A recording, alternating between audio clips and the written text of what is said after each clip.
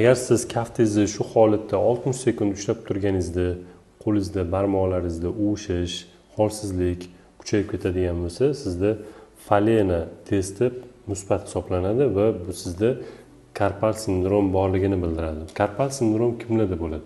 Karpal sindrom kun bo'yi kompyuterda o'tiradigan ofis ishchilari, kompyuter o'yinchilari yoki diabetik bemorlarda ayni ko'p uchraydigan kasallik hisoblanadi.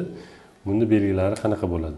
Bunda barmoqlarda kechqurun uvishish, jimirlashish, xuddiki barmog'ini sezmay qolganday bo'lishi, qo'llarda kuchsizlanish, biror predmetni ushlab turish qiyinligi yoki barmoqlarda ozib ketish, kaft oralarida ozib ketish kabi belgilar bilan paydo bo'ladi.